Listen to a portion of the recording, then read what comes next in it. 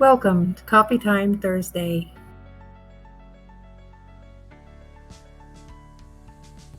We dedicate Thursday to sharing on topics from New Thought and authors from the past.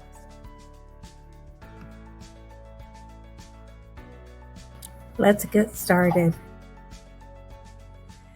Thank you for joining us. Happy Thursday. We're glad you're here to be with us. We're going to have Rev Deb start us off with our topic and a prayer. Well, welcome. Thank you for inviting me to be here today. I'm very grateful to be here. My topic is being and listening versus doing. And to start, please join me in an opening prayer. So if you close your eyes and just get relaxed in your seat, knowing that this is a brand new day, a day full of joy, beauty, clarity, that God is expressing in the ocean waves, in the coolness of the morning and the warmth of the afternoon, in the birds singing. Spring is almost sprung, and it's a joyous time of a creative new energy. And as we join in consciousness today, this beautiful Thursday, we align with spirit, with truth, with clarity, and love and lightheartedness, a peace and a joy, a calmness. So I say, thank you, God, for this time together. Thank you, thank you, thank you. And so it is. Amen. Amen. Well, I wanted to share that when I was younger, I would choose something that I thought I just had to get accomplished, and I would try to make it happen. I would push, I would do. And sometimes it pushed people away. Sometimes I thought I knew better than them and they should do it my way. Or when doors didn't open fast and easy, I'd either give up immediately or I'd push more. And since I've been in a spiritual consciousness, I see more and more the beauty of having an intention, but sitting and listening. And right now, I'm in a sitting and listening time in my life where I go to spirit first and I say, God, use me. What can I do today to serve you? And then I listen. I'm developing my inner ear. And I like that because then things can come to me easily because I'm aligned with spirit. I'm open and receptive, and it's always for my highest and best good.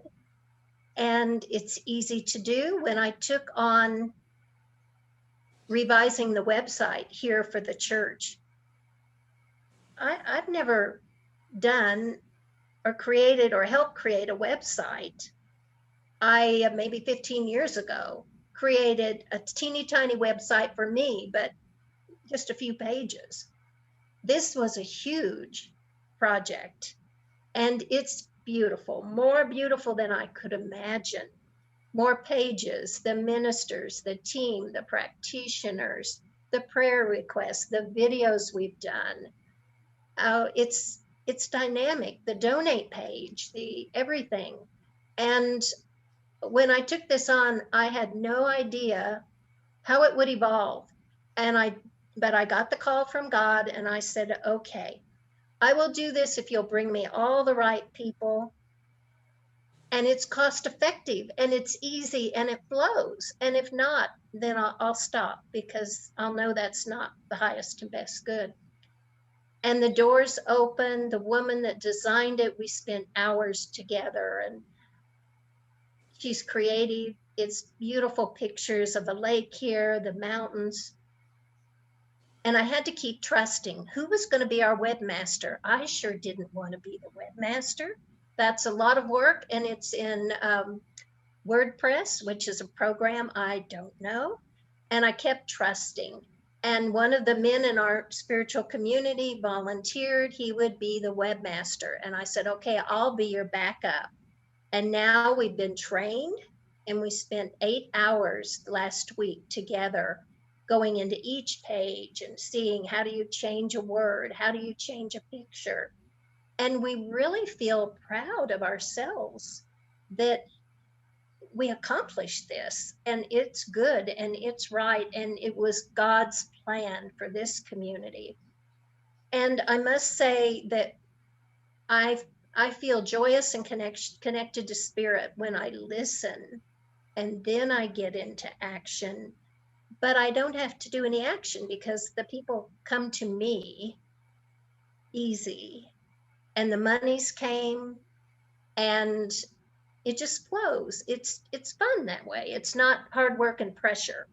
And so I am really grateful to have learned at a deep level to listen to spirit, to sit back, relax, listen to spirit, and don't get into action until I get that strong call, that clarity.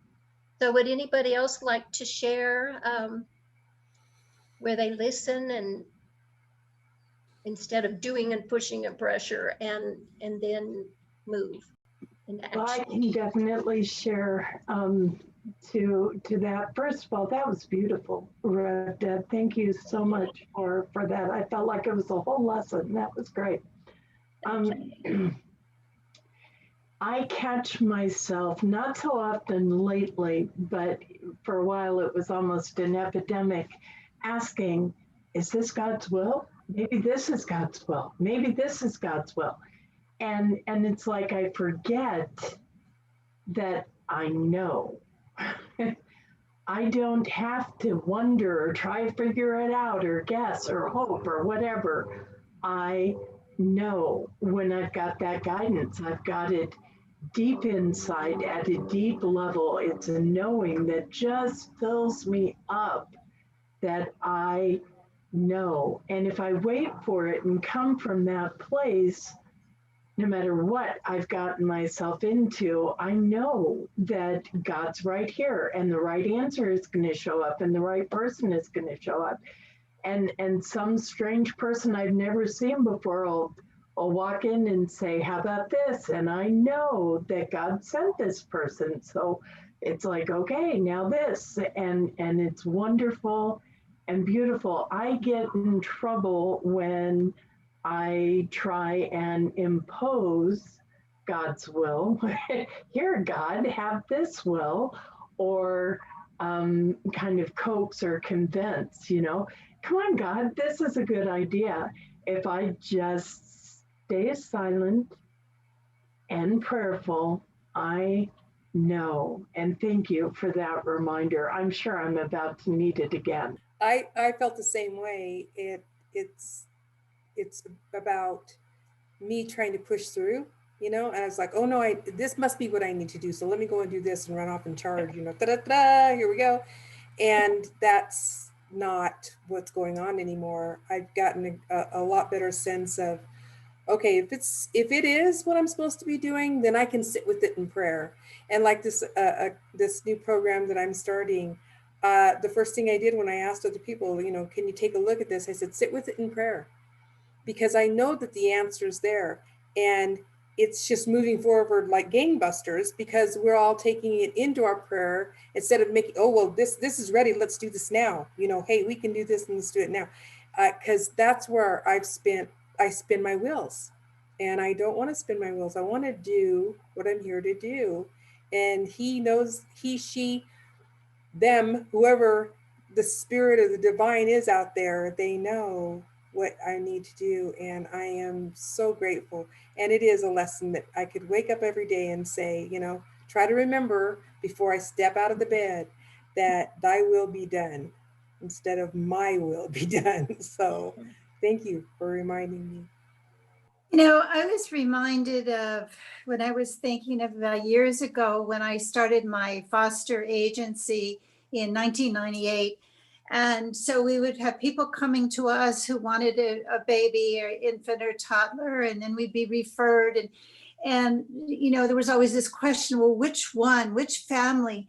And I just had this faith that the right child is going to come at the right time with the right family. And so many times we would have a family like lined up to take this a 2-year-old, but something would happen and the father got involved or whatever, and it wasn't happening. And then we hear of a newborn and so we placed the newborn instead. And it just was like, we couldn't even imagine years later that newborn wouldn't have come to them, because that was meant to happen. And we saw this over and over again. And I still am in touch with many of my babies now that are going on, they're in college and they're on Facebook with me. And I just think you were meant to be in this family, and this family was meant to have you. And I didn't have anything to do with all the choices. It's just when it was right, we knew it was right. So that's what I like to hold on to. That's beautiful. You made a huge difference in the world, and not just in the San Diego area, but in 2 other states, didn't you? Yeah, in Santa Barbara, we have an Angels, and in Oklahoma, we have an Angels. And so I'm in touch with all of them and all the babies that are finding new homes. And I just thought of something. We had a little boy who was a dwarf, and he was in one of our foster homes. And we thought, gosh, he was so cute, with little legs and little arms. But our foster home was not an adoptive home. They just wanted to foster. And lo and behold, the county called and said, we have a family who has a biological dwarf, and they heard about your baby and they'd like to meet him. Of course, they met him and fell in love.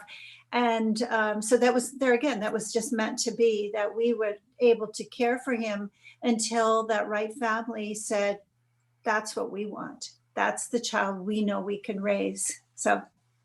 Oh, that's a beautiful story. Thank you for sharing that one too. Yeah, precious memory. Yes.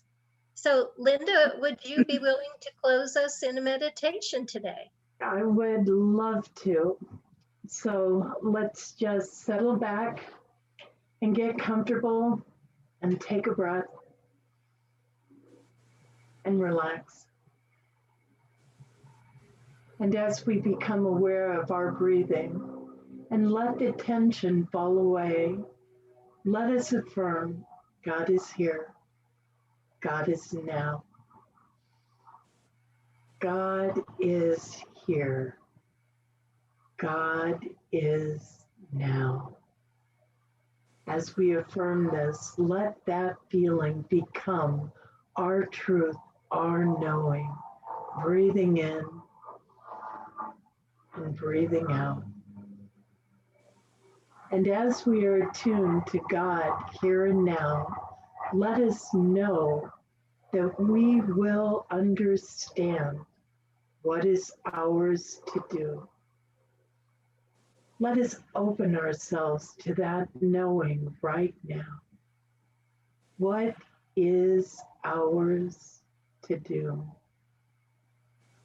Whether the answer comes right away or soon, we will know it. We will hear it.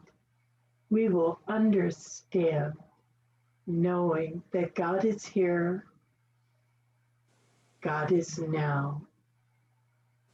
And when we are open, when we are ready, we will know exactly what to do. Thank you, God. I invite you to return your awareness to the here and now. I invite you to let us know what you thought of this topic, of this idea. Like our video, share it with anyone who would be inspired or helped by it, and comment. Tell us your experience. What are your knowings? Thank you, and God bless. Thank you. Bye. Bye. Thank you for joining us, and we'll see you next week.